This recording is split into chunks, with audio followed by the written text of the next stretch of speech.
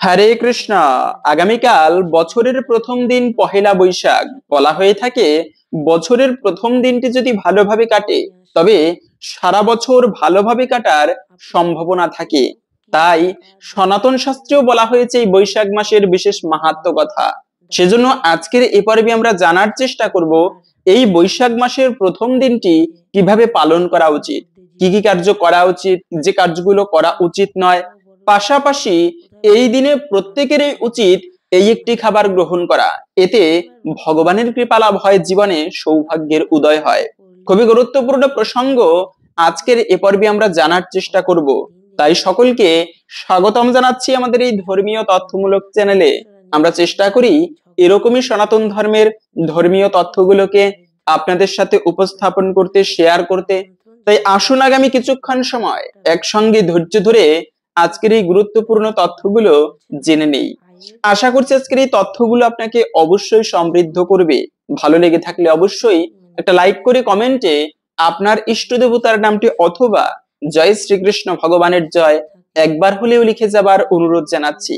দেখেন, এই বৈশাখ মাস খুবই গুরুত্বপূর্ণ মাস বলা হয়েছে। সনাতন শাস্ত্রে 4টি মাসকে সব থেকে শ্রেষ্ঠ বলা আছে।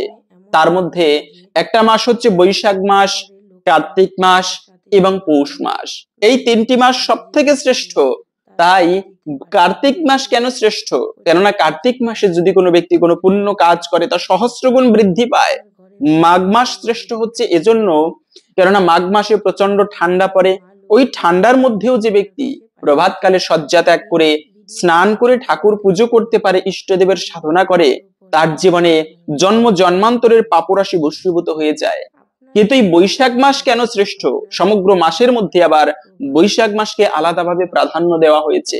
কারণ এই বৈশাখ মাস শ্রেষ্ঠ এজন্যই, এই বৈশাখ মাসে হচ্ছে প্রচন্ড গরম পড়ে। সেজন্য এই বৈশাখ মাসে যদি কোনো ব্যক্তি কোনো ধর্ম কাজ করে, সেই ধর্ম কাজের পুণ্য ফল অক্ষয় হয়ে থাকে। গীতার মধ্যে পাওয়া যায় যে ক্ষীণে পুণ্যে মত্তলোকম বিশন্তি, মানে তুমি পুণ্যের দ্বারা স্বর্গে গমন করতে পারবে এবং স্বর্গে গেলে যখন পুণ্য ক্ষীণ হয়ে আসবে বা কমে আসবে তখন তোমাকে আবার এই পৃথিবীতে জন্মগ্রহণ করতে হবে। ঠিক যেরকম তোমার টাকা থাকলে 5 স্টার হোটেলে গিয়ে থাকতে পারবে, কিন্তু যতদিন তোমার টাকা থাকবে ততদিন সেখানে তুমি সুখ ভোগ করতে পারবে, ভালো ফ্যাসিলিটি পাবে। আবার টাকা না থাকলে তোমাকে বাড়িতে ফিরে আসতে হবে, সাধারণভাবে জীবন যাপন করতে হবে। তো বিষয়টা হচ্ছে তদ্রূপ। কিন্তু কোন ব্যক্তি যদি এই অক্ষয় তৃতীয়ার মাস বৈশাখ মাসে ধর্ম কাজ করে, সেই ধর্মফলের কোনোদিন কোনো কমতি হয় না, তা অক্ষয় হয়ে থাকে। বিধায় এই বৈশাখ মাসকে কিন্তু অক্ষয় মাস বলা হয়েছে। পাশাপাশি হচ্ছে এই বৈশাখ মাস হচ্ছে বাংলা বর্ষপঞ্জিকার শুরুর প্রথম মাস। তাই দিনের প্রথম সময়টাকেই কিন্তু ভালোভাবে আমাদের শুরু করা উচিত। কেননা সকালবেলা উঠে আমরা অনেক সময় চিৎকার করি, ঝগড়া করি অনেক সময়, কিন্তু মনে রাখবে শুরুটা যদি ভালো না হয় তবে সমগ্র দিনটা ওই খারাপ ভাবে কাটার সম্ভাবনা থাকে। তাই শুরুটা করতে হয় ভালোভাবে। আমাদের সনাতন শাস্ত্রে বলা হয়েছে দিনের শুরুতে সবসময় ঘুম থেকে উঠেই প্রথমে হাতের কর দর্শন করতে হয়। জীবনে যারা দুর্ভাগ্য দূরীভূত করতে চান তবে কর দর্শন করা উচিত। কিরকম? তা একটা মন্ত্র রয়েছে, করাগ্রে বসতে লক্ষ্মী করমধ্যে সরস্বতী করমূল্যে তু গোবিন্দায় প্রভাতে কর দর্শনম। এই মন্ত্র উচ্চারণ করে মানে হচ্ছে সকালবেলা তুমি ভগবানকে দর্শন করো, গোবিন্দকে, তারপরে লক্ষ্মী এবং সরস্বতী দেবীকে দর্শন করে প্রণাম করে তারপরে দিনের শুরুটা করো। আমরা ঘুম থেকে উঠেই কোথায় মোবাইল রয়েছে, কোথায় আয়না রয়েছে, আমার ফেস দেখতে হবে, এরকমটা নয়। দিনের শুরুটা ভালোভাবে করতে হয় ইষ্ট দেবতার নাম স্মরণ করে। কর দর্শন না করলেও ভগবানের মন্দিরে গিয়ে ভগবানের চরণ দর্শন করে প্রণাম করে ধরিত্রী মাতাকে প্রণাম করে তারপরে দিনের শুরুটা করতে হয়। যে ব্যক্তি এভাবে করে ভালোভাবে দিনের শুরুটা করে ইষ্ট দেবতার মন্ত্রের মাধ্যমে, তার সমগ্র দিন একটা পজিটিভ এনার্জির মাধ্যমে কাটার সম্ভাবনা থাকে। এটি আমার কোনো কথা নয়। একে তো হচ্ছে এটা আমাদের সনাতন শাস্ত্রে বলা হয়েছে, দ্বিতীয়ত হচ্ছে এটা সায়েন্টিফিক ভাবেও প্রমাণিত। মেডিটেশন করার মাধ্যমে মনটা স্থির হয়, শান্ত হয়। তাই সেই বাংলা বর্ষপঞ্জিকার প্রথম মাস বৈশাখ মাস, সেই বৈশাখ মাসেরও প্রথম দিন পহেলা বৈশাখ। প্রত্যেকে এই দিনটি, এমনিতে সাধারণত আমরা ধর্মকর্ম ততটা না করতে পারলেও চেষ্টা করবেন এই বৈশাখ মাসের প্রথম দিনটি একটুকু আলাদা এবং বিশেষভাবে পালন করতে। এর ফলে আশা করি আপনার সমগ্র বছর ভগবানের কৃপায় ভালোভাবে কাটবে। সেই দিনটি আরো বৈশাখ মাস, এই মাসে অনেক ভালো ভালো তিথি রয়েছে। অক্ষয় তৃতীয়া পড়েছে এই বৈশাখ মাসেই, কিন্তু দ্রৌপদীর বস্ত্র হরণ করা হচ্ছিল। চিন্তা করেন, ভরা রাজসভায় দ্রৌপদী কি পুণ্য করেছিল? হ্যাঁ, দ্রৌপদীর কোনো পুণ্য ছিল যে কারণে ভগবান তাকে এত কাপড় দিয়েছিল? শুধুমাত্র পুণ্য ছিল এইটুকু, তিনি একবার ভগবান শ্রীকৃষ্ণের কনিষ্ঠ আঙুল কেটে গিয়েছে, তো তখন দ্রৌপদী তার কাপড় ছিঁড়ে, দামি একটা বস্ত্র, সেই কাপড়ের একটুকু আঁচল কেটে গোবিন্দের হাত বেঁধে দিয়েছিল। শুধুমাত্র এইটুকু পুণ্য করেছিল, এবং এই পুণ্য বলে, সেই পুণ্যটা কোন মাসে করেছিল? এই বৈশাখ মাসে করেছিল। ওই যে বলা হয়েছে বৈশাখ মাসে পুণ্য করলে তা অক্ষয় ফল প্রদান করে, সেজন্য এই বৈশাখ মাসে সেই দ্রৌপদী এইটুকু পুণ্য করেছিল গোবিন্দের প্রতি। সেই গোবিন্দ ভগবান যখন দ্রৌপদীর বস্ত্রহরণ করা হচ্ছিল, এমনিতে আমরা ইতিহাসে পড়ি দ্রৌপদীর বস্ত্রহরণ হয়েছিল ভরা রাজসভায়, কিন্তু যদি প্রাকৃতিক অর্থে একেবারে বাস্তবিক ভাবে কল্পনা করা হয়, এখানে আমার একজন বোন বসা থাকবে, অনেক লোকজন উপস্থিত, ধার্মিক ব্যক্তিগণ, তাদের সামনে একটা নারীকে উলঙ্গ করা হবে, তাও আবার মানে চিন্তা করেন কত বিভৎস সেই কাহিনী। সেই ভরা রাজসভায় সেখানে উপস্থিত ছিল ধর্মপুত্র যুধিষ্ঠির, উপস্থিত ছিল কিন্তু বিশ্বদেব, এত মহান ধার্মিক ব্যক্তি, সেখানে আবার গুরুদেব দ্রোণাচার্য উপস্থিত ছিল, আরে মহাজ্ঞানী বিদুর সেখানে উপস্থিত ছিল, কিন্তু কেউ কিছু বলতে পারেনি। কেন? ধর্মের শিকলে সবাই ওই দিন বাধা ছিল। যে কারণে দ্রৌপদী উপায় না পেয়ে প্রথমে ভেবেছিল আমার পঞ্চ স্বামীগণ আমাকে রক্ষা করবে, কিন্তু শেষ পর্যন্ত দেখলো ধর্মরাজ যুধিষ্ঠির তিনি আমাকে রক্ষা করতে অক্ষম, এত গান্ডীবধারী অর্জুন তিনি আমাকে রক্ষা করতে অক্ষম, মহাবলশালী ভীম যার এক মুষ্ঠাঘাতে 10,000 হাতিকে পর্যন্ত ধরাশায়ী করতে পারে, তিনি পর্যন্ত যখন আমাকে রক্ষা করতে পারলো না, তাহলে এখানের কেউ আমাকে রক্ষা করতে পারবে না। একমাত্র যিনি রক্ষা করতে পারে শরণাগতের পালক, সেই গোবিন্দর শরণ নিল দ্রৌপদী, দুই হাত উঁচু করে ভগবানকে ডাকলো। আর ডাকতে দেরি, ভগবান কাপড় দিতে দেরি হয়নি। যখনই ডেকেছে এত কাপড় দিয়েছিল দ্রৌপদীকে, যার দুঃশাসন টেনে শেষ করতে পারেনি, অজ্ঞান হয়ে পড়ে গিয়েছে। তাহলে চিন্তা করেন, এই যে ভগবান কাপড় দিল, এটা কোন পুণ্য বলে দিয়েছিল? শুধুমাত্র একটুকু পুণ্য, তা হচ্ছে দ্রৌপদী এই বৈশাখ মাসে ভগবান শ্রীকৃষ্ণের আঙুল কেটে যাওয়ায় তাকে একটুকু বস্ত্র দান করেছিল। আর এই যে দানের পুণ্য বল, আমরা ভাবি আরে আমার কত আছে, আমি কত দান করব, আমাদের দানের মানসিকতা খুবই কম। কিন্তু পরে রাখবে, মনুষ্য জীবনে দান করা উচিত। প্রতিদিন এরকমও শাস্ত্রে পাওয়া যায় যে তুমি খাবার গ্রহণ করার আগে তোমার সেই ভাগের কিছু খাবার তুমি জীবের সেবায় দান করো, হয়তোবা কোনো পশু পাখিকে দান করতে পারো, না হলে কোনো ব্রাহ্মণকে ভোজন করিয়ে তারপরে ভোজন করা উচিত। এটি আমাদের মনুষ্য জীবনের প্রকৃত সংহিতা বা বিধান, এগুলো এভাবে পালন করা উচিত। তাই দান করা উচিত জীবনে, যার যথাসাধ্য ভাবে। অনেক যে দিতে হবে এরকমটা নয়, আমার সামর্থ্য রয়েছে 1 টাকা দান করা, ওই 1 টাকা দান করব। এর ফলে যে পুণ্য হবে পরকালে, একে তো হচ্ছে দানের মাধ্যমে মনের যে একটা শান্তি, অপরের আমি সেবা করতে পেরেছি, এটা স্বর্গসুখের থেকেও মহান। দ্বিতীয়ত হচ্ছে অপরের সেবা করলে এতে পরকালে তো মঙ্গল হয়ই, যেমনটা দ্রৌপদীর হয়েছিল এই পুণ্য বলে। তো সেজন্য এই বৈশাখ মাস বড়ই পুণ্যের মাস। এই মাসে আমরা এমনিতে ধর্মকাজ না করলেও প্রত্যেকের প্রতি আমার এই বিশেষ অনুরোধ, আপনারা সবাই এই মাসটি একটুকু আলাদাভাবে পালন করবেন। যেমন আমাদের বঙ্গদেশে বাড়ি, বাংলাদেশে, তো এই সমস্ত এলাকায় ধান উঠে, মানে প্রচন্ড কাজকর্ম করতে হয় গরমের সিজনে। তথাপিও প্রত্যেকে চেষ্টা করবেন, কর্মের মধ্যেই তো ধর্ম, আমি কর্ম করব কিন্তু ধর্ম কাজটা করব না, তাহলে হবে না। সংসারও পালন করব, তার মধ্য দিয়ে যদি ধর্ম করা হয় তবে এটি আরো বেশি মঙ্গলময়। কেননা ভগবান দেখবে যে ব্যক্তি অনেক কষ্টের মধ্যে রয়েছে, আসলে সংসার জীবন বড়ই কষ্টের। আমরা যে বলি না কেন সংসারে সুখ রয়েছে, সুখ আছে বটে, কিন্তু এর মধ্যে অশান্তি বেশিরভাগ। এই পরিস্থিতির মধ্যেও যদি ভগবানের সেবা করা হয়, ভগবান এটি দেখবেন। এই গরমের পরিস্থিতি প্রচন্ড কষ্ট করতে হয় মানুষের, তথাপিও যদি এই মাসে ধর্ম কাজ করা হয়, তা অক্ষয় পুণ্য ফল প্রদান করে। শুধুমাত্র এই জগতেই ভালো থাকা নয়, পরকালের জন্য কিছু সঞ্চয় করা, তা হচ্ছে প্রকৃত ভালো থাকা। তো সেই পরকালের জন্য সঞ্চয় করার সব থেকে শ্রেষ্ঠ মাস হচ্ছে এই বৈশাখ মাস। তাই এই মাসে আপনারা 2টি একাদশী ব্রত পরে, বরুথিনী একাদশী, তারপরে হচ্ছে মোহিনী একাদশী, তা পালন করবেন। পাশাপাশি হচ্ছে অন্যান্য কিছু না করলেও এই অক্ষয় তৃতীয়ার দিন আসবে আগামীতে, সেই অক্ষয় তৃতীয়ার দিনটি প্রত্যেকে বিশেষভাবে পালন করবেন। তাহলে এতে ভগবানের কৃপায় জীবনে অক্ষয় ফল প্রাপ্ত করা যায়। এবং শ্রেষ্ঠ দিন অক্ষয় তৃতীয়া, যা তো আমরা বললাম একটু আগে, এই অক্ষয় তৃতীয়ার দিনে অনেক অনেক কার্য করা হয়েছিল। এই যে যমদগ্নির পুত্র সেই পরশুরাম, তিনি মাকে হত্যা করেছিল এই দিনেই। যমদগ্নি ঋষি তিনি পুত্রকে আদেশ দিয়েছিল, তার 5 জন পুত্র ছিল, মাকে পাঠিয়েছে জল আনার জন্য, যজ্ঞ করাবে সেখানে। তো মাকে পাঠিয়েছে জল আনতে যাও। মা কি করেছে, জল আনতে গিয়ে তিনি একটা মানে নৌকায় করে একটা অপ্সরা এবং একজন গন্ধর্ব তারা মিলিত হচ্ছিল, শারীরিক ক্রিয়া করছিল। তো ওদের ওই ক্রিয়া দেখে সেই যমদগ্নি ঋষির স্ত্রীর মধ্যে কামের ভাব জাগলো। সেদিকে মানে দেখেই যাচ্ছে, খেয়াল নেই আমাকে জল আনতে পাঠিয়েছে। তো ওই যে দেখতে দেখতে তার কোন সময় কেটে গিয়েছে কিভাবে খেয়াল করতে পারলেনি। যমদগ্নি ঋষি তখন ধ্যানে বসে জানতে পারলো আমার স্ত্রী এভাবে কামাসক্ত হয়ে ওভাবে মানে খারাপ বিষয় দর্শন করছে।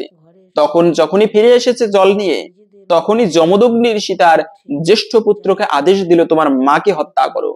কিন্তু সেই জ্যেষ্ঠ পুত্র মাকে হত্যা করতে রাজি নয়। কেন, কোন সাহসী মাকে বধ করবে? এটা তো চরম অধর্ম। ওই যে আবার বাবার আদেশ লঙ্ঘন করা একটা অপরাধের। তো বড় পুত্র মাকে মারতে অসমর্থ, মানে তিনি মারবে না, হত্যা করবে না। বাবার সাথে সাথে বড় পুত্রকে মেরে ফেললেন, দ্বিতীয় পুত্রকে আদেশ করলেন, কিন্তু কোনো পুত্র মারতে রাজি নেই মাকে। এভাবে করে 4 পুত্রকে বধ করলেন। শেষ পর্যন্ত পরশুরামকে আদেশ দিল, পুত্র তুমি তোমার মাকে বধ করো। পরশুরাম কোনো কথা না বলে খড়গ দিয়ে মায়ের মস্তক ছেদন করেছিল। পরক্ষণে সেই যমদগ্নি ঋষি পরশুরামের প্রতি প্রসন্ন হয়ে বলল যে তোমার প্রতি প্রসন্ন হয়েছে, কি বর চাও তুমি বলো। পরশুরাম ধার্মিক আবার মহাজ্ঞানী ছিল।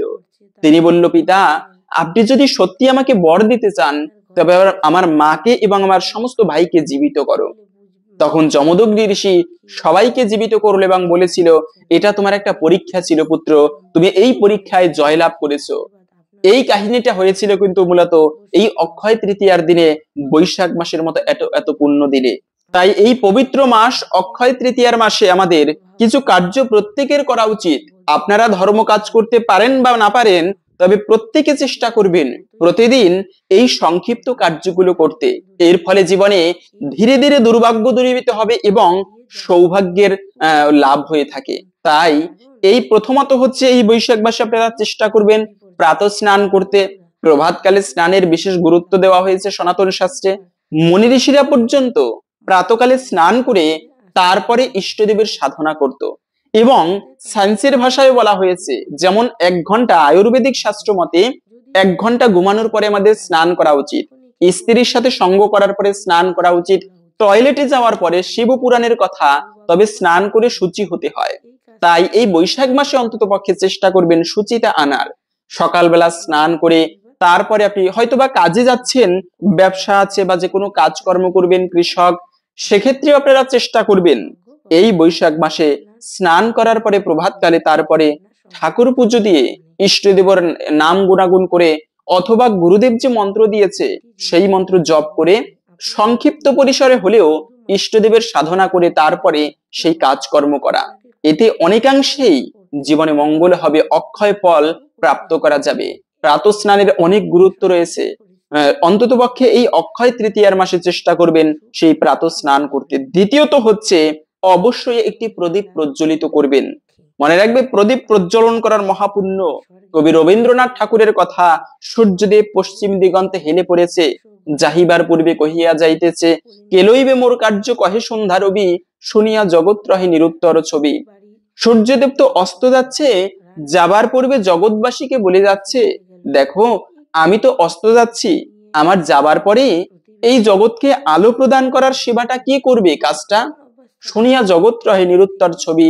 সূর্যদেবের এই কথা শুনে সমস্ত জগৎ নিশ্চুপ। কেন, সূর্যের মতো এত প্রতাপ কারো মধ্যে নেই, এত আলো প্রদান কে করবে।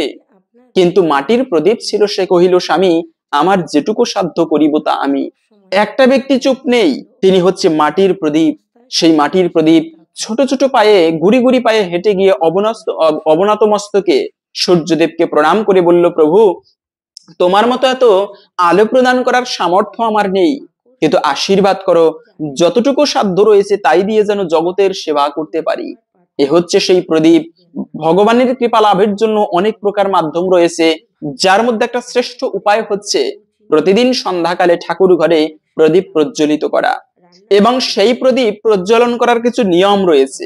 অনেকে বলে রবিবারে তুলসী পুজো করতে নেই, রবিবারে তুলসী তলায় প্রদীপ দিতে নেই। না, এগুলো কোনো শাস্ত্রের কথা নয়।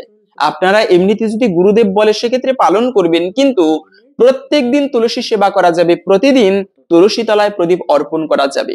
এবং যে বাড়িতে সন্ধ্যাকালে প্রদীপ প্রজ্বলন করা হয় না, ওই বাড়ি থেকে লক্ষ্মী দেবী শীঘ্রই বিদায় নেয়। তাই চেষ্টা করবেন এই অক্ষয় তৃতীয়ার মাসে, মানে আমরা বেশিরভাগ মায়েরা পুজো করে সনাতন ধর্মে, এবং স্বামীরা পুজো করে না বললেই চলে। কি স্ত্রী কি পুরুষ প্রত্যেকের উচিত ঠাকুর পুজো করা। তাই আপনি নিজে করবেন, ভগবানের উদ্দেশ্যে একটা প্রদীপ প্রজ্বলন করবেন। সর্বোত্তম হচ্ছে যদি সেই প্রদীপটা ঘিয়ের প্রদীপ হয়, তবে ঘিয়ের প্রদীপ না হলে চেষ্টা করবেন তিলের প্রদীপ, তা না হলে সয়াবিন তেল দিয়ে আপনি প্রদীপ প্রজ্বলন করে ভগবানকে নিবেদন করবেন। এবং এই প্রদীপ প্রজ্বলনের কিছু নিয়ম রয়েছে। আমরা কি করি, প্রদীপ আর ধূপকাঠি প্রজ্বলিত করে তারপরে দুই হাত দিয়ে এভাবে ধরে ঠাকুরকে নিবেদন করি। কিন্তু একটা কথা মনে রাখবেন, বাম হস্ত দিয়ে কোনো কিছু নিবেদন করতে নেই, এতে মহাপাপের ভাগী হতে হয়, জীবনের সৌভাগ্য কেটে যায়। তাই বাম হাত দিয়ে নিবেদন করতে নেই, ডান হাত দিয়ে নিবেদন করবেন, বাম হাতে ঘন্টা বা ঘন্টি বাজবে। এভাবে করে ডান হাতে নিবেদন করবেন, একটা একটা নিয়ে, প্রথমে ধূপকাঠি পরে প্রদীপ। তো প্রদীপটা আমরা কি করি, একটা প্রদীপ একই সলতে একই তেল, ওটা সপ্তাহের পর সপ্তাহ ব্যবহার করি না।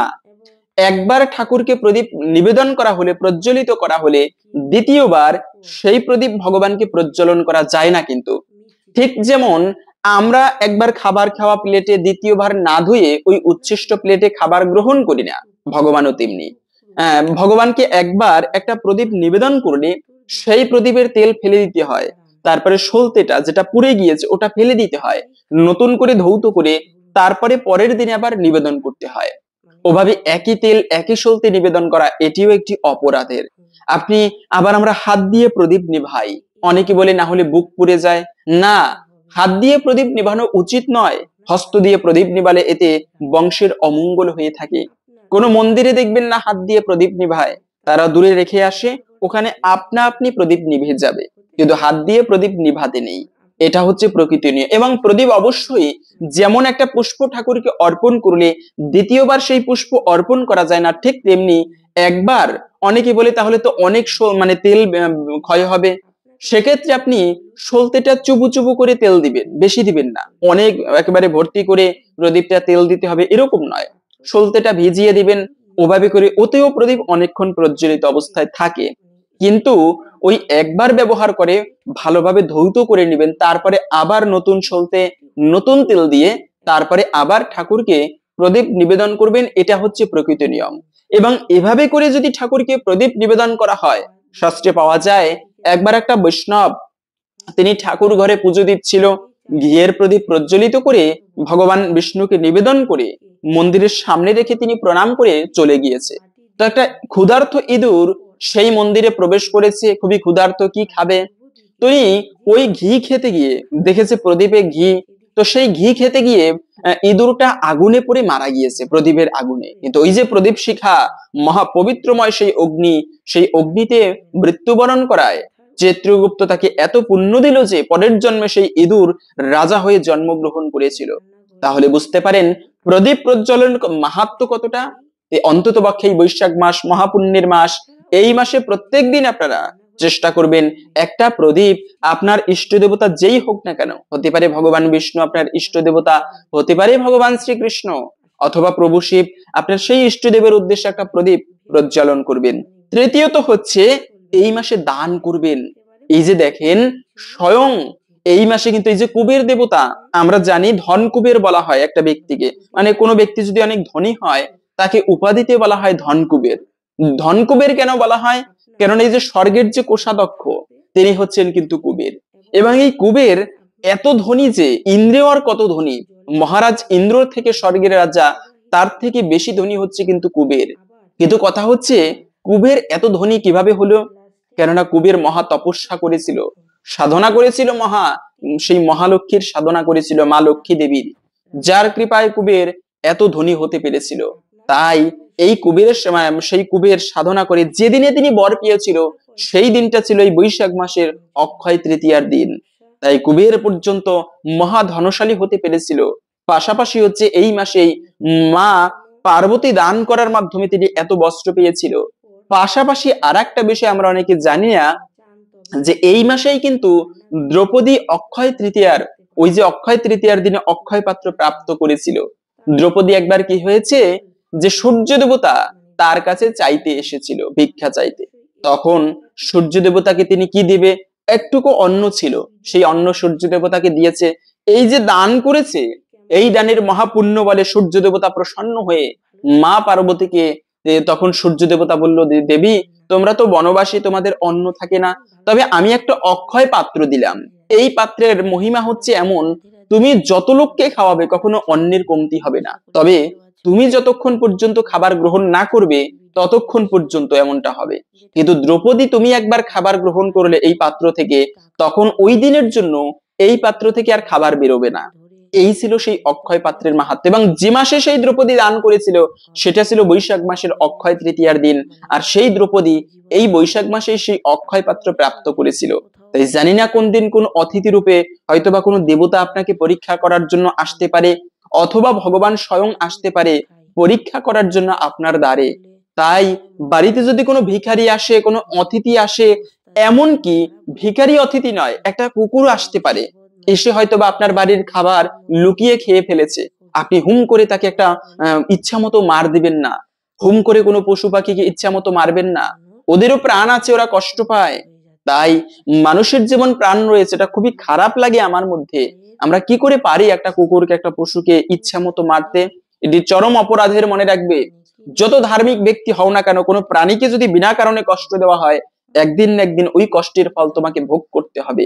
বহুরূপে সম্মুখে ছাড়ি কোথা খুঁজিছ ঈশ্বর, জীবে প্রেম করে যেই জন সেই জন সেবিছে ঈশ্বর। বহুরূপে সম্মুখে বসা, তাদের সেবা করার মাধ্যমেও ভগবান প্রসন্ন হয়ে থাকে। তাই অন্তত পক্ষে এই অক্ষয় তৃতীয়ার মাস বৈশাখ মাসে আপনারা চেষ্টা করবেন, বাড়িতে যদি কোনো অতিথি আসে, কোনো ভিখারি আসে, যেন খালি হাতে ফিরে না যায়। এমনকি একটা পশু আসলেও আপনার সাধ্যমতো তাদেরকে খাবার দেওয়ার চেষ্টা করবেন। অন্নদান জগতের মহাদান, দানে দ্রব্যেন শুদ্ধতি, দানের মাধ্যমে দ্রব্য শুদ্ধ হয়। তাই এই মাসে আপনারা কিছু না কিছু দান করার চেষ্টা করবেন। আপনার 100 টাকা থাকতে পারে, সেখান থেকে 1 টাকা হলেও চেষ্টা করবেন দান করতে। লুকিয়ে রাখতে নেই। তুমি ভগবানকে কতটা দিয়েছো সেটা ভগবান দেখে না, ভগবান দেখবে তুমি নিজের কাছে কতটা রেখে দিয়েছো। তাই নিজের মধ্যে লুকায়িত নয়, জগতের সেবা করার জন্য নিজেকে প্রসারিত করা উচিত। জগতের সেবা করলে হয়তোবা তুমি একজনের উপকার করলে সে তোমার উপকার করবেই এমনটা নাও হতে পারে, তিনি তোমার সাথে খারাপ ব্যবহারও করতে পারে। কিন্তু মনে রাখবে, জগতের সেবা করলে ওই সেবার ফল একদিন ভগবান তোমাকে প্রদান করবে। সেজন্য অন্ততপক্ষে এই বৈশাখ মাসে চেষ্টা করবেন গরিব দুঃখীদের দান করতে। তা না হলে আপনি ভগবানের মন্দির রয়েছে দান করুন, তাও যদি না করেন তবে আপনি পশু পাখিদের সেবা করুন। এর ফলেও ভগবান কিন্তু প্রসন্ন হয়। এবং অবশ্যই এই আগামীকালকে সেই বৈশাখ মাসের প্রথম দিন পহেলা বৈশাখ, এই দিনটিতে কেউ ঝগড়া করবেন না। মনে রাখবে, ঝগড়া এগুলো আমরা বেশি পছন্দ করি। কলিযুগ তো, কলিযুগে ঝগড়া দ্বন্দ্ব, আমরা মারামারি ধুমধাম এগুলো বেশি পছন্দ করি, ডিজে গান টান। এগুলো অন্তত পক্ষে এই বৈশাখ মাস একটুকু ভালো গ্রন্থ অধ্যয়ন করুন, অথবা একটুকু কৃষ্ণ কথা শ্রবণ করুন। তা না হলে কিছু মানুষকে আপনি অন্নদান করতে পারেন। এই দিনে যে খাবারটি অবশ্যই খাওয়া উচিত তা আমরা একটুকু পরে জানতে চেতে জীবনে সৌভাগ্য আসে, ভগবান পর্যন্ত সেই খাবারটি প্রতিদিন গ্রহণ করতেন। তাই সেই খাবারটি প্রত্যেকের গ্রহণ করা উচিত। তবে তার পূর্বে হচ্ছে এই দিনের সকালবেলা, আগামীকালকে সেই বৈশাখ মাসের প্রথম দিন, ভুলক্রমেও কেউ ঝগড়া করবে না। বাক্যকে সংযত যে ব্যক্তি না করে সে ব্যক্তি জীবনে সহজে অগ্রসর হতে পারে না, উন্নতি লাভও করতে পারে না। তাই আপনারা চেষ্টা করবেন আগামীকালকে ঝগড়া যেন না করা হয়, সবার সাথে ভালো ব্যবহার করতে। একটুকু হাসি মুখে আমরা ব্যবহার করি না, লাফিং ক্লাব রয়েছে, আমরা অনেকে জানি না বিষয়টা। যদি মানুষ সায়েন্সের ভাষায় দিনের মধ্যে একবার প্রাণ খুলে হাসে, সে ব্যক্তির হার্ট অ্যাটাক করার সম্ভাবনা 80% কমে যায়। সেজন্য বিদেশে লাফিং ক্লাব পাওয়া যায়। ওরা এমনিতে হাসি নেই, কি করে লাফিং ক্লাবে গিয়ে সেখানে জোকস বলা হয়, আর সবাই হাহা করে হাসে, যাতে এটা একটা তাদের থেরাপি। এভাবে করে মানসিক রোগ দূরীভূত হয়, হার্ট অ্যাটাকের সংখ্যা কমে যায়। তো সেজন্য প্রাণ খুলে কথা বলুন, প্রাণ খুলে সবার সাথে হাসুন, ওই মুখ গোমরা করে নয়, একটুকু মনের খোলাখুলি কথা বলুন। মনের দুঃখগুলোকে অপরের সাথে ভালো একটা বন্ধুর সাথে শেয়ার করলে এতেও সায়েন্সের ভাষায় সে ব্যক্তির মনটা হালকা হয়ে যায়, ভালো লাগে, প্রশান্তি কাজ করে। সেজন্য একজন ভালো বন্ধু থাকা উচিত জীবনে। আপনার কোনো বন্ধু নেই, ভগবানের সাথে প্রতিদিন একান্তে কথা বলুন, ভগবানের সাথে একটা সম্বন্ধ করুন, ভগবান আপনার প্রকৃত বন্ধু। আর এই জগতে যত ভালো বন্ধু দেখেন না কেন, সবাই প্রতারণা করতে পারে। এমনকি সন্তান পর্যন্ত বাবা মায়ের সাথে প্রতারণা করতে পারে, কিন্তু ভগবান কখনো কোনো ব্যক্তির সাথে প্রতারণা করে না। তাই বলা হয়েছে প্রতিদিন একান্তে ভগবানকে সময় দেওয়া উচিত, আপনার দুঃখগুলোকে ভগবানকে জানাবেন। এই বৈশাখ মাসে যদি সকালবেলা আপনি ইষ্টদেবের মন্ত্র জপ করে প্রতিদিন আপনার দুঃখগুলোকে ভগবানকে জানান, এতে ভগবানের কৃপায় আপনার আশা করি সেই দুঃখগুলো একটুকু হলেও লাঘব হবে। আপনি এই কার্যটা করে দেখেন, এই বৈশাখ মাসে নিজে একটা প্রশান্তি অনুভব করতে পারবেন, ভগবান একটুকু হলেও কৃপা করবে সকলের প্রতি। এবং এই দিনে আর্থিক উন্নতি লাভের জন্য, কালকে পহেলা বৈশাখ, আগামীকালকে, তো সেজন্য আপনারা চেষ্টা করবেন। অনেকে বলে লক্ষ্মী পুজো করতে হয় বৃহস্পতিবারে, অনেকে আবার বলে পূর্ণিমা তিথিতে লক্ষ্মী পুজো করতে হয়। হ্যাঁ, দুটো কথাই ঠিক, বৃহস্পতিবারেও লক্ষ্মী পুজো করা যায়, আবার পূর্ণিমাতে করাও শুভ।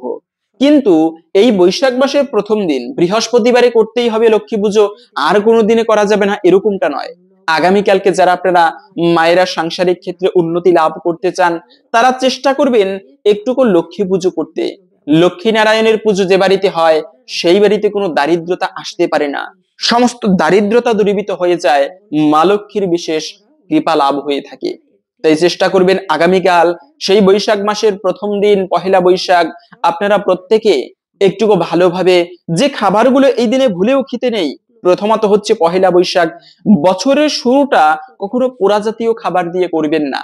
এই যে বড় গরম পড়েছে, শীতের দিনে হজম শক্তি ভালো কাজ করে, খাবার দাবার খেতে ভালো লাগে সবার, কিন্তু প্রায় 80 থেকে 90% লোকের শীত ভালো লাগে। কেন? শীতের দিনে সকল ক্ষেত্রে ভালো, কিন্তু এই গরমের দিনে হজম শক্তি পর্যন্ত ভালো কাজ করে না। তাই আপনারা চেষ্টা করবেন তেল মশলার খাবার কমিয়ে খেতে। অনেক সময় আমরা রাজসিক খাবার, এই যে গীতার মধ্যে বলা হয়েছে রাজসিক খাবার খেতে নেই, এখন রাজসিক খাবার বলতে কি মাছ মাংস কেবল তা নয়, রাজসিক খাবার অতিরিক্ত তেল, অতিরিক্ত মশলাদার, অতিরিক্ত ঝাল, এগুলোকে বর্জন করে চলবে না। আমরা বাঙালিরা বেশি তেল মশলার খাবার গ্রহণ করি, আর তেল হচ্ছে আমাদের হার্টের জন্য খুবই ক্ষতিকর। ভাজি খাবার, ফাস্ট ফুড, এগুলো আপনারা বর্জন করে একটুকু সাত্বিক খাবার, নিম বেগুন দিয়ে শুরু করুন। বৈশাখ মাসটা ভালো হবে, তেতো জিনিস খেতে খারাপ কিন্তু স্বাস্থ্যের জন্য ভালো। তো যাই হোক, এই দিনে আপনারা একটুকু মিষ্টি মুখ করতে পারেন, ভালো ভালো খাবার। কখনো আমিষ ভক্ষণ করবেন না। এই বৈশাখ মাসের প্রথম দিনে আমরা কি করি, একেবারে মাছ মাংসতে দিয়ে শুরু করি না, এগুলো নয়, সাত্বিক খাবার দিয়ে শুরু করা উচিত। লক্ষ্মী পুজো করবেন, নারায়ণের পুজো করবেন, এই দিনে বাড়িতে সাত্বিক খাবার গ্রহণ করতে হয়। এর ফলে সংসারে একে তো হচ্ছে এটা লক্ষ্মীময় পরিবেশ, দ্বিতীয়ত হচ্ছে আধ্যাত্মিক ক্ষেত্রেও ভালো হয়। তাই এই পহেলা বৈশাখের প্রথম দিনে আপনারা পোড়া জাতীয় খাবার খেতে নেই। দ্বিতীয়ত হচ্ছে অনেকে আছে, আরে বৈশাখ, পহেলা বৈশাখ একটু আনন্দ ফুর্তি না করলে নয়, তাই ক্লাবে গিয়ে কি করে মদ্যপান করে। না, এটি মহামূর্খের চিন্তা। মনে রাখবে, কোনো শুভ দিনে নেশা করতে নেই, গঞ্জিকা সেবন করবে না, এগুলো খুবই খুবই পাপের। একে তো হচ্ছে শাস্ত্রগত ভাবেও পাপের, দ্বিতীয়ত হচ্ছে শারীরিক ক্ষেত্রে আমি নিজেকে নিজে হত্যা করছি যারা নেশা করে। জানি স্বাস্থ্যের জন্য খারাপ, তারপরেও ছাড়তে পারি না, ওই যে একটা আসক্তি। তো অন্ততপক্ষে মানুষ পারে না এমন কিছু নেই, সবই পারে মানুষ। তাই চেষ্টা করবেন, এই একটা দিন আপনি অবশ্যই পারবেন যদি চেষ্টা করেন নেশাটাকে বর্জন করতে। সপ্তাহের একটা দিনে প্রত্যেকের একটুকু সংযত হওয়া উচিত। আমি হয়তোবা অনেক নেশা করি, একটা দিন আমি করব না সপ্তাহের, আমি বৃহস্পতিবারে নেশা করব না, দেখি আমি পারবো। একে বলে পুরুষত্ব। আমি খারাপ বিষয় থেকে যদি বিরত থাকতে পারি তবে আমি পুরুষ, যদি না থাকতে পারি তবে আমার আসক্তি রয়ে গিয়েছে, এখনো আমি সেরকম, আমার মধ্যে কমতি রয়েছে। ভালো মানুষ হবার জন্য আসক্তিকে ত্যাগ করতে হবে। তাই অন্ততপক্ষে একটা জিনিস, নেশা করতে নেই, পোড়া খাবার, মাছ মাংস খেতে নেই।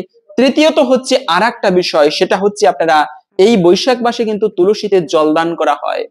বৈশাখ মাস প্রচন্ড গরমের মাস, পুষ্করিণী শুষ্ক হয়ে যায়, চতুর্দিক জল শূন্য হয়ে পড়ে, গাছপালা তারা পর্যন্ত শুষ্ক হয়ে যায়, তাই এই বৈশাখ মাসে কি করা হয়, সেই তুলসীতে জলধারা প্রদান করা হয়, ফোঁটা ফোঁটা জল তুলসীতে পড়ে। এর ফলে কিন্তু তুলসী দেবীর বিশেষ কৃপা লাভ হয়। ওম গোবিন্দ, তুলসী দেবীকে যে জলদান মন্ত্র, সেই মন্ত্র হচ্ছে ওম গোবিন্দ বল্লভম দেবীম ভক্ত চৈতন্য কারিণীম স্নাপয়ামি জগদ্ধাত্রীম কৃষ্ণ ভক্তি প্রদায়িনম। এই মন্ত্রে তুলসী দেবীকে জল নিবেদন করতে হয়, এবং যে ভক্ত তুলসী দেবীকে জল প্রদান করে তার জন্ম জন্মান্তরের পাপরাশি বিধৌত হয়ে যায়। পৃথিবীতে যত তীর্থ বিদ্যমান সমস্ত তীর্থ তুলসী তলায় বিরাজ করে। তাই সব থেকে সনাতন ধর্মের শ্রেষ্ঠ বৃক্ষ হচ্ছে কিন্তু এই তুলসী বৃক্ষ। বাড়িতে আপনারা চেষ্টা করবেন এই বৈশাখ মাসে একটা তুলসী বৃক্ষ হলেও বাড়িতে রোপণ করার চেষ্টা করবেন। কেননা তুলসী বৃক্ষের উপরে যে পরিবারে তুলসী দেবীর সেবা করা হয়, তুলসী দেবীর পরিচর্যা করা হয়, তারা সাক্ষাৎ বৃন্দাবনের সেবা করার ফল লাভ করে থাকে। অন্তত পক্ষে এই বৈশাখ মাসে আপনারা সেই তুলসীতে জলধারা প্রদান করতে পারেন। আবার তুলসী বৃক্ষ অবশ্যই রোপণ করবেন, তুলসীর সেবা করবেন, সবকিছুই অত্যন্ত মঙ্গলময়।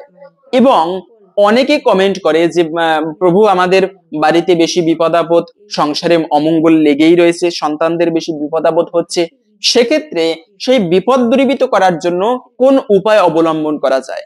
আমরা এমনিতে একটা বিপদে পড়লে তান্ত্রিকের কাছে যাই, কিন্তু মনে রাখবে তন্ত্রমন্ত্র কখনো শুভ নয়, মঙ্গলকারক নয়, তন্ত্রবিধি নয়, প্রকৃত শাস্ত্রের বিধি পালন করা উচিত। যেমন শাস্ত্রে বলা আছে 108টা তুলসী পত্র যদি কেউ নৃসিংহদেবকে নিবেদন করে তবে তার জীবনের অমঙ্গল দূরীভূত হয়, বিপদ কেটে যায়। তাই আপনার সন্তানের মঙ্গলের জন্য যদি কোনো বিপদ হয়, সেই বিপদ কেটে যাবার উদ্দেশ্যে 108টা তুলসী পত্র আপনি এই বৈশাখ মাসে ভগবানকে নিবেদন করুন। সম্ভব হলে প্রতিদিন আপনি 2টি তুলসী পত্র ভগবানকে নিবেদন করুন এবং আপনার মনস্কামনার কথা জানান। এতে একটুকু হলেও ভগবানের কৃপায় সেই মনস্কামনা পর্যন্ত পূর্ণ হয়ে যাবে। পাশাপাশি হচ্ছে সব থেকে শ্রেষ্ঠ বিষয়, এই মাসে আপনারা অন্ততপক্ষে আগামীকালকে চেষ্টা করবেন 108 বার কৃষ্ণ নাম জপ করতে। কলিযুগ, এই কলিযুগ যদিও বলা হয়েছে কলিযুগ অশুভ, এই সময় মানুষ মানুষকে হত্যা করবে, অধর্ম বেড়ে যাবে, তথাপিও এই কলিযুগকে ধন্য কলিযুগ বলা হয়েছে। বৈবর্ষত মন্বন্তর এটা, এই মন্বন্তরের যে কলিযুগ তা ধন্য কলিযুগ। কেন? এই কলিযুগে কিন্তু একমাত্র কৃষ্ণ নাম মহামন্ত্র উচ্চারণের মাধ্যমে ব্যক্তিদের মুক্তি হয়ে থাকে। তাই চেষ্টা করবেন আপনারা, যে ধর্মেরই হোক না কেন, যে মতেরই হোক না কেন, হতে পারে আপনি শৈব, শাক্ত, গানপত্য, বৈষ্ণব, যেই হোক না কেন, হরে কৃষ্ণ মহামন্ত্র জপ করবেন এই দিনে। হরে কৃষ্ণ কৃষ্ণ কৃষ্ণ হরে হরে, হরে রাম রাম রাম হরে হরে।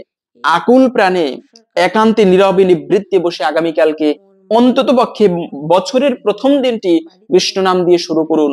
দেখবেন আপনি একটা ভালো কিছু প্রাপ্ত করবেন, আশা করি ভগবানের কৃপায়। একটা দিন নীরবে নিবৃত্তে বসে 5 মিনিট সময় লাগে 108 বার এই কৃষ্ণ নাম করতে। জপ করা শেষে আপনি ভগবানের কাছে প্রার্থনা করবেন আপনার মনের ভক্তির সহিত, যেন এই বছরটি প্রভু তোমার কৃপায় অত্যন্ত ভালোভাবে কাটে। যাই হোক, এখন আমরা জেনে নিচ্ছি ভিডিওর মূল প্রসঙ্গ। এই বৈশাখ মাসের প্রথম দিনে যে খাবারটি আমাদের প্রত্যেকের গ্রহণ করা উচিত, ভগবান পর্যন্ত এই একটি খাবার গ্রহণ করেছেন, সেই প্রসঙ্গে সুন্দর একটি কাহিনী পাওয়া যায়। ভগবানকে একটা বুড়িমা প্রতিদিন এই খাবারটি নিবেদন করতেন, ভগবান সেই খাবার গ্রহণ করতেন। তো আমরা প্রথমে সেই কাহিনীটি এখন শ্রবণ করছি, ধৈর্য ধরে আসুন। এই বুড়িমার জগন্নাথের সুন্দর এই ব্রত কথাটি বা কাহিনীটি এখন শ্রবণ করি, এতে অনেকাংশেই জগন্নাথের কৃপা একটুকু হলেও প্রাপ্ত করা যায়। তাই তো আমরা সনাতন ধর্মের জন্যই নববিধা ভক্তির প্রথমত হচ্ছে শ্রবণ করা। আসুন আমরা ধৈর্য ধরে এই কাহিনীটি শ্রবণ করি, তারপরে জেনে নিচ্ছি যে খাবারটি অবশ্যই খেতে হবে। পুরী উড়িষ্যায় কর্মাবাই নামে এক মহিলা ছিলেন, নিঃসন্তান ছিলেন তিনি। নিয়মিত তিনি জগন্নাথ মন্দিরে যেতেন, শ্রী জগন্নাথ দেবকে দর্শন ছিল তার প্রতিদিনের কাজ। ধীরে ধীরে পুত্র স্নেহে ভালোবাসতে শুরু করেন তিনি শ্রী জগন্নাথ দেবকে। দর্শনের সময় নিয়মিত বিভিন্ন রকমের ফল নিয়ে যেতেন জগন্নাথ দেবের উদ্দেশ্যে। জগন্নাথকে নিবেদন করে বাড়ি ফিরতেন। একদিন পুজো শেষ করে তিনি রান্না করছেন খিচুড়ি। রান্না শেষ মনে হলো প্রতিদিন ফল নিবেদন না করে তিনি এরকম করে বানানো খিচুড়ি পরিবেশন করা যায়, তাহলে জগন্নাথের ভালো লাগবে। যেমন ইচ্ছা তেমনি কাজ। মনে মনে নিবেদন করলেন সেই খিচুড়ি ঘরে রাখা জগন্নাথের মূর্তির সামনে। ঠিক সেই সময়ে একটা কালো কুচকুচে বালক প্রবেশ করলো ঘরে, বলল, মা, খুবই খিদে পেয়েছে, কিছু খেতে দাও না। কর্মাবাই অপলক দৃষ্টিতে তাকিয়ে রয়েছেন সেই বালকটির দিকে। একটি আসন পেতে যন্ত্র চালিতের মতো বসতে দিলেন তাকে। কি খাওয়ানো যায় এই সময়ে? শেষে জগন্নাথকে নিবেদন করা খিচুড়ির থালাটি বাড়িয়ে দিলেন বালকটির দিকে। আনন্দ করে খেতে বসে গেল সে। বালকটি খেয়ে চলেছে পরম আনন্দে। পাশে বসে পাখা দিয়ে বাতাস করে চলেছেন কর্মাবাই। গরম খিচুড়ি খেতে যাতে কোনো অসুবিধে না হয় সেদিকেও লক্ষ্য রেখে চলেছেন তিনি। সেই প্রসাদ খেয়ে খুবই তৃপ্ত হলো সেই বালক। বলল সে প্রতিদিন এরকম খিচুড়ি খেতে চায়। কর্মাবাই মাথা নাড়লেন। বালকটি এটাও বলে গেল প্রতিদিন সে আসবে সকাল সকাল খিচুড়ি খেতে। কর্মাবাই অপলক চেয়ে রইলেন বালকটির চলে যাওয়া অবয়বের দিকে। এক মোড়ের মাথায় অদৃশ্য হলো সেই বালক। এদিকে কর্মাবাইয়ের সময় কাটে না। তার খালি মনে হতে থাকে কখন সকাল হবে, কখন তিনি রান্না করবেন, কখন আসবে সেই বালক। তিনি খেতে দেবেন, পাখা করবেন, দুচোখ ভরে দেখবেন, সেবা করবেন, মহা আনন্দ লাভ করবেন। পরের দিন উঠেই কর্মাবাই সব কাজ ফেলে ধরিয়ে দিলেন উনুন। শুরু করলেন রান্না। মনে তার চিন্তা, রান্না যেন ভালো হয় ঠাকুর, জগন্নাথ তুমি সহায় হও, তোমায় নিবেদন করব, তারপরে সেই বালকটিকে দেব প্রসাদ। ও যেন আজ অবশ্যই আসে প্রভু। কোনো দিকে তার খেয়াল নেই, প্রার্থনা করে চলেছেন আর রান্না করে চলেছে। রান্না হলো শেষ। একটি থালায় রেখে নিবেদন করলেন মনে মনে শ্রী জগন্নাথ দেবের উদ্দেশ্যে। প্রসাদ নিবেদন শেষ হতেই হাজির হলো সেই বালক। বালকটিকে দেখে যেন ধরে প্রাণ এলো কর্মাবাইয়ের। পাতলেন আসন, বসতে বলে নিয়ে এলেন পাখা, প্রসাদ দিলেন। বালকটি খেয়ে চলেছেন, তিনি দেখে আশ মেটাচ্ছেন। আহা কি অপূর্ব সেই বালক, কি অদ্ভুত তার শ্রীমুখ। খাওয়া শেষ, বালকটি চলে যাচ্ছিল। আটকালেন কর্মাবাই তাকে, বললেন কাল আসবে তো বাবা? বালকটি সম্মত হলো। এরপর থেকে এরকম করেই দিন কাটে। কর্মাবাইয়ের প্রতিদিনের কাজ হচ্ছে সকালে উঠেই রান্না করা, তারপরে খিচুড়ি নিবেদন জগন্নাথকে, তারপর বালকটি এলে তাকে খেতে দেওয়া। এরপর সারাটা দিন কাটে খিচুড়ির মাল মশলা জোগাড়ে, উনুনের জ্বালানি সংগ্রহ করে এসবে। দিনের পর দিন কেটে যাচ্ছে কোথা দিয়ে বুঝতেই পারছে না কর্মাবাই। শুধু বালকটির উজ্জ্বল শ্রীমুখই তার চোখে ভেসে ওঠে। কর্মাবাইয়ের তো আনন্দ আর ধরে না। প্রতিদিন তার ঘুম ভাঙার পরে ধ্যান হলো খিচুড়ি বানানো। রান্না শেষ হলেই জগন্নাথকে নিবেদন করা। বালক চলে আসে খিচুড়ি খেতে, তার সেবা করে তবেই শান্তি। এসবের ফলে দীর্ঘদিন তার যাওয়া হয় না মন্দিরে। এরকম করেই চলছিল। একদিন এলেন এক মন্দিরের পূজারী তার সাথে দেখা করতে। জিজ্ঞেস করলেন এখন কেন তিনি দেখা করতে যায় না দেখা করতে যায় না সেই মন্দিরে। কথায় কথায় বললেন কর্মাবাই তার সারাদিনের কাহিনী। শুনে সেই পূজারী বললেন স্নান করে পরিষ্কার পোশাক পরে তবে যেন তিনি রান্না করেন, তারপরেই যেন নিবেদন করেন সেই নৈবেদ্য। যতই হোক নিবেদন করছেন ভোগ শ্রী জগন্নাথকে, শুচি তার অবশ্যই প্রয়োজন। শুনে কর্মাবাই খুবই দুঃখিত হলেন। এতদিন ধরে তাহলে বাসি কাপড়ে রান্না করে সেই নৈবেদ্য নিবেদন করেছেন শ্রী জগন্নাথকে, অনুচিত হয়েছে ভেবে মনে খুবই ব্যথা পেলেন। মনে মনে ক্ষমা প্রার্থনা করলেন তিনি। পরের দিন তিনি সকালে উঠে স্নান করলেন, তারপর পোশাক পরিবর্তন করে রান্নায় বসলেন। এইসব করতে করতে হয়ে গেল বেলা। যখন তিনি নিবেদন করলেন খিচুড়ি, অবশেষে এলো সেই বালক। তার মুখ তখন শুকিয়ে এতটুকু হয়ে গিয়েছে। এদিকে মন্দিরে প্রধান পুরোহিত নিবেদন করলেন প্রসাদ, কিন্তু দেখলেন নৈবেদ্য থেকে কোনো সুঘ্রাণ আসছে না। শ্রী জগন্নাথ তাহলে ভোগ গ্রহণ করেনি? তাহলে কি হবে? কি অন্যায় হয়ে গেল আমাদের? ভেবে ভেবে ক্ষমা প্রার্থনা করে চলেছেন তিনি। অবশেষে দেখলেন শ্রী জগন্নাথের মুখে খিচুড়ি লেগে আছে। ধ্যানে বসলেন তিনি, সব জানতে পারলেন। ধ্যান থেকে উঠে ছুটে চললেন সেই পূজারীকে নিয়ে কর্মাবাইয়ের ঘরে। সব বললেন খুলে। খুবই চমৎকৃত হলেন কর্মাবাই। তাহলে সে বালকটি স্বয়ং জগন্নাথ নিজেই। আনন্দে তার দুচোখ দিয়ে জল গড়িয়ে পড়তে লাগলো। পূজারীদের অনুরোধে এরপর থেকেই প্রতিদিন তিনি সকালে উঠে মন্দিরের রান্নাঘরে গিয়ে বানাতেন খিচুড়ি, নিবেদন করতেন তিনি শ্রী জগন্নাথের উদ্দেশ্যে। এভাবে করেই আজও পর্যন্ত সেই খিচুড়ি নিবেদন করা হয় জগন্নাথ মন্দিরে।